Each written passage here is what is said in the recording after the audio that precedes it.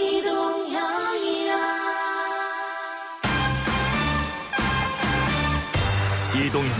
뉴스 정면 승부. 이동형의 뉴스 정면 승부.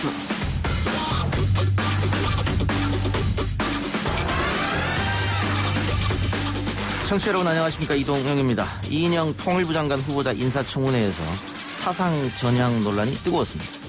혹시 후보자님께서도 나는 주체 사상을 버렸다, 봉자 아니다 하신 적 있습니까? 아무리 청문위원으로서 물어보신다 해도 온당하지 않은 질의 내용이라고 생각합니다. 주체사상 버렸다, 이게 그렇게 힘든 말입니까? 그 당시에도 주체사상 신봉자는 아니었고 지금도 아니다. 이 점은 분명히 말씀드립니다. 착각되지는 않으시길 바랍니다. 주체사상, 전대협 등 지난 시대의 이야기가 청문회장에 등장했습니다. 오늘 기자 언박싱에서 어떤 논란이 있었는지 자세히 전해드리겠습니다. 취임하자마자 수사검사, 기소검사 공중분해시키고 좌천시켰어요. 전제 사실이 틀렸습니다. 저는 해당 사건의 수사팀을 그대로 유지하는 인사를 한 바 있습니다. 다른 자료 다 뒤져봐도 수명자라는 말 쓴 적이 없더라고요. 저게 있다니까요. 왜 자꾸 따지려고 그래? 답변만 하시면 되지. 추미애 법무부 장관과 통합당 김태흠 의원 간의 설전이 회자되고 있습니다. 추미애 법무부 장관의 탄핵 투표는 본회의에서 부결됐습니다. 오늘 더불어민주당 남영희 정책위 부의장과 이용주 전 의원 두 분 모셔서 해당 논란을 비롯한 현안들 분석해드리겠습니다. 공공의대를 설립하고 지역의사제를 새로 도입하고자 합니다. 국립공공의대는 신속한 진행을 위해 남원, 상암대, 피부에 따른 기존 정원 49명과 기존 부지를 사용하게 됩니다. 코로나19 대응과 공공의료를 위해 의대 정원을 열리겠다는 정부 여당의 계획. 의협은 8월 총파업을 들고 반대하고 있습니다.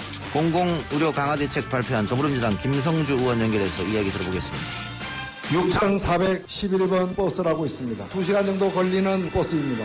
매일 같은 사람이 탑니다. 여러 정류장에서 아주머니들을 다 내려준 후에 종점으로 향하는지를 아는 사람은 없습니다. 강물은 아래로 흘러갈수록 그 폭이 넓어진다고 합니다. 더 낮은 곳으로 내려갈 때 실현될 것입니다, 여러분. 이등병의 편지 원곡자이시죠? 4부에서는 고 노회찬 의원의 2주기 추모 헌정 앨범을 준비하고 있는 가수 김현성 씨 모셔서 관련 이야기와 음악 들려드리겠습니다. 7월 23일 목요일 이동의 뉴스 정면 승부 시작합니다.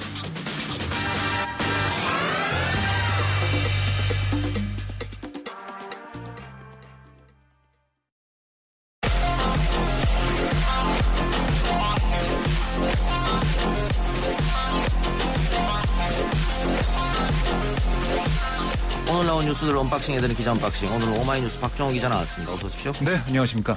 이인영 통일부 장관 후보자 인사청문회부터 살펴보죠. 네. 태영호 미래통합당 의원이 이인영 후보자를 향해서 전향을 했나 물었습니다. 네, 그렇습니다. 오늘 인사청문회에서 이것 때문에 좀 시끄러웠는데요. 그러니까 태영호 통합당 의원이 이인영 후보자를 향해서 아니 주체사상 신봉자의 삶의 궤적이다라고 쓰인 패널을 보이면서 이인영 후보자에게 이 주제에 동의하냐 이렇게 물었고 그랬더니 이 후보자가 지금 바로 동의할 수 없는 문제다라고 얘기를 했습니다. 그래서 태 의원은 북한에서 남한의 주체사상 신봉자가 대단히 많다고 교육을 한다.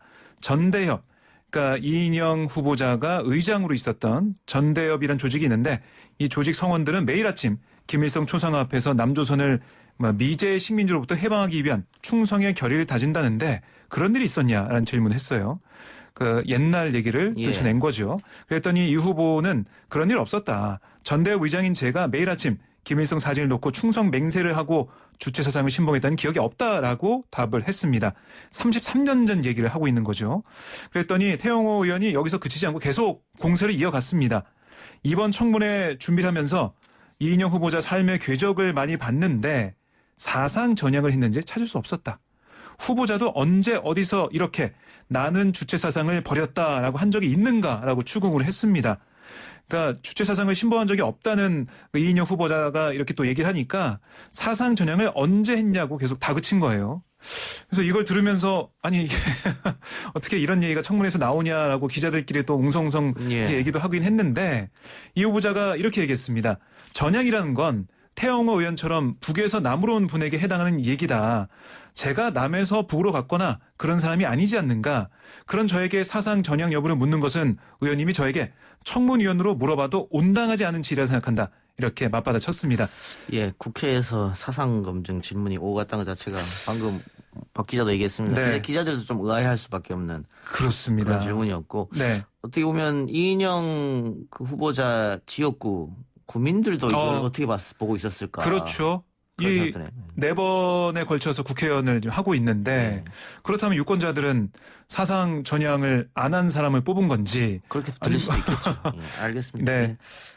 일종의 해프닝 같은 거네요. 뭐. 네, 근데 뭐 이게 오늘 통합당 의원들이 이건 색깔로 공세를 계속 좀 이어갔어요. 이어서 뭐 질문했던 박진 통합당 의원 같은 경우도 그 87년 고려대 총학생 시절 전대협 서대협 의장으로서 작성한 것으로 알려진 뭐 동지어 전진, 동지어 투쟁 이런 문건을 공개하면서 뭐 이 혁명의 주체는 수령, 당, 대중, 이 삼위일체의 힘이라고 쓴 부분을 읽은 다음에 이런 생각이 동의하냐? 뭐 이렇게 좀 물어봤거든요.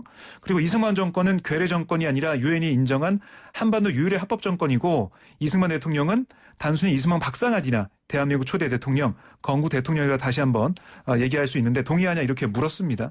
그 뭐 이런 얘기가 좀 오고 가면서 글쎄요 오늘 이 청문회 자체는 뭐 여러 가지 다른 주제도 있었지만 이 주체 사상 이걸 검증하는 전향 문제 또 색깔론 이게 많이 제기됐다 이렇게 볼 수가 있겠습니다. 알겠습니다. 오늘 본회의에서는 추미애 법무부 장관 탄핵 소추안 표결이 있었죠. 결과는 어떻게 됐습니까? 네, 뭐 예상했던 대로 부결이 됐습니다. 그러니까 의석수대로 결과 나왔다라고 볼 수가 있는데.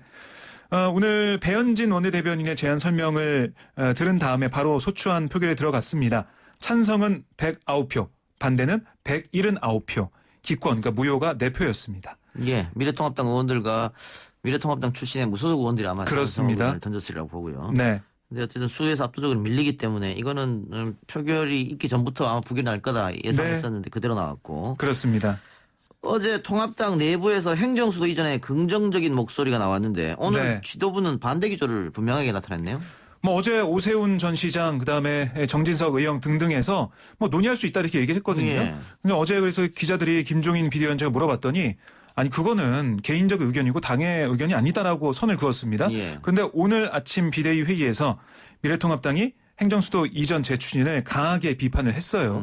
김종인 위원장 오늘 뭐라고 했냐면 수도권 부동산 투기 대책이 전혀 성과를 거두지 못하고 국민들의 원성이 높아지고 대통령의 지지율이 급락하니까 급기야 내놓은 제안이 행정수도를 세종시로 옮기겠다는 얘기다. 이게 과연 정상적인 정부 정책이냐라고 지적을 했습니다. 예. 그러니까 행정수도 이전 자체가 뭔가 이 프레임 바꾸거나 판을 바꾸려는 그런 시도다라고 본 거예요. 그러니까 김종인 위원장은 어떻게까지 얘기했냐면 노무현 전 대통령이 선거의 재미 좀 봤다고 하지 않았느냐. 이번에도 선거 재미를 보려고 민주당이 저런 측면이 없지 않다라고 제기했습니다. 근데 어쨌든 이 부분은 헌재에서 판결이 있었기 때문에 그렇습니다. 확실한 건 개헌을 해야 되는 것이거든요. 네네. 원포인트 개헌을 못할 일은 없으니까. 그렇습니다. 지금 여당 의석수에서 한 뭐 20석 정도만 더 찬성하면 개헌이 이루어지잖아요. 근데 그렇죠. 미래통합당 쪽에서도 충청 의원들 또 수도권 이외의 지역구를 갖고 있는 의원들은 이 반대할 명분이 잘 없거든요, 사실. 그렇습니다. 국토 균형 발전, 인구 분산 뭐 이런 생각했을 때 언제까지 당 지도부가 반대를 할지는 모르겠습니다. 또 이걸 가지고 여당과 대립각을 세웠을 때 나중에 뭐 보궐선거라든가 대통령 선거에서 이득을 볼 수 있을지. 왜냐하면 지금 국민 여론은 찬성이 좀 더 높거든요. 아마 미래통합당도 이걸 가지고 계속 고민하지 않을까 그런 생각도 드네요. 그렇습니다. 아무래도 말씀하신 것처럼 원포인트 개헌한다고 해도 표에서 전혀 뭐 모자라지가 않거든요. 제 생각에는. 그러니까 통합당 내에서도 이탈표가 있을 거라고 봅니다. 그렇기 때문에 통합당이 이렇게 뭐 프레임 전환 얘기를 하면서 비판하고 있지만 당 내부의 뭐 의견을 좀 모으는 과정이 필요하지 않을까 생각을 합니다. 예. 줄어들던 코로나19 신규 확진자가 다시 늘었습니다. 네, 참 저희가 뭐 지역 감염 확진자가 4명이라고 해서 이제 잡히는 거 아니냐 이런 얘기도 했었는데 오늘 그 0시 기준으로 지역 발생이 39명이 나왔습니다. 그러니까 이게 18일 만에 최다예요. 걱정이 되는데 경기도가 28명, 서울이 12명, 광주가 9명, 인천 3명, 부산 2명. 쭉 보면 수도권이 72.9%입니다. 그리고 또 문제가 뭐냐면 요양시설, 또 교회, 그리고 전방부대 집단 감염까지 계속 늘어나고 있어요. 그러니까 포천의 군부대에서 발생한 14명의 그 장병들 확진자가 있고 거기에다가 이 군부대에서 했던 강사 2명 또 강사 가족 1명 그래서 17명까지 늘었거든요. 그리고 교회에서도 8명, 11명 계속해서 확진자가 늘어나고 있다는 속보가 나오고 있는데요.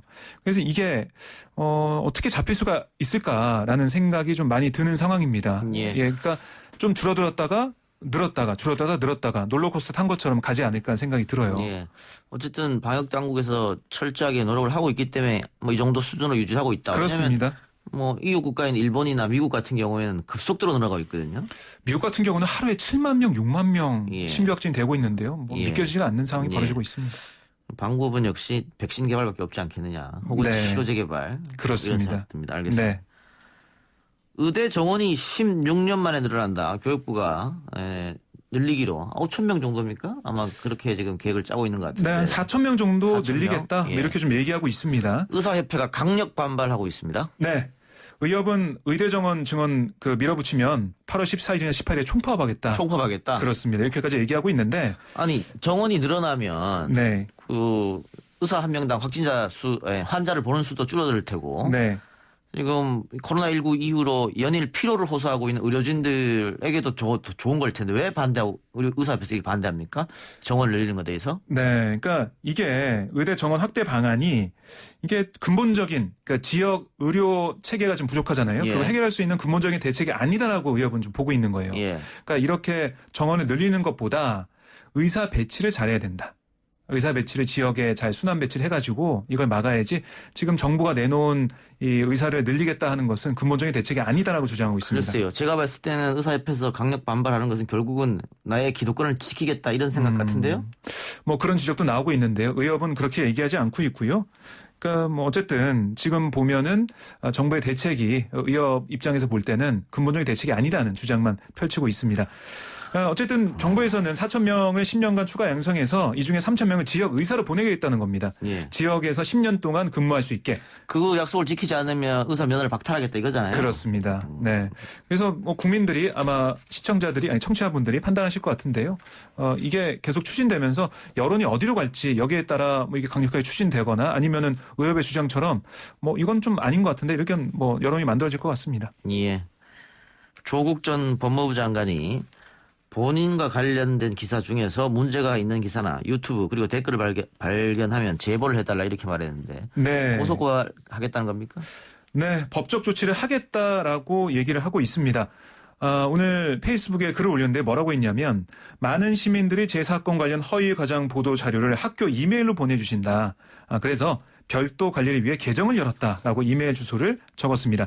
그러면서 문제 있는 언론 기사, 유튜브 내용, 댓글 같은 온라인 글을 발견하면 이 계정으로 이메일 계정으로 보내달라라고 얘기를 했습니다. 그래서 검토해서 민사상 또 형사상 소송을 제기하겠다라고 얘기를 했어요. 예. 그러니까 계속해서 지난 20일에도 페이스북을 보면 저와 제 가족의 명예를 지키기 위한 최소한의 방어 조치를 하겠다라고 얘기하고 있거든요. 그래서 뭐 보도 같은 것을 링크를 걸어서 문제제기를 하고 있습니다. 그러니까 시간이 걸리더라도 문제 기사 하나하나 찾아서 모두 조치하겠다라고 얘기하고 있습니다. 알겠습니다. 중국과 미국 관계가 또다시 얼어붙고 있는데 미국의 중국 총영사관 폐쇄가 네. 발단이 됐는데 뭐 중국에서도 보복하겠다 이런 얘기가 들린 것 같아요. 뭐 중국에서도 우한에 뭐 다시 열게 되는 그 미국 대사관을 뭐 폐쇄하겠다 이런 얘기까지 좀 나오고 있는데요.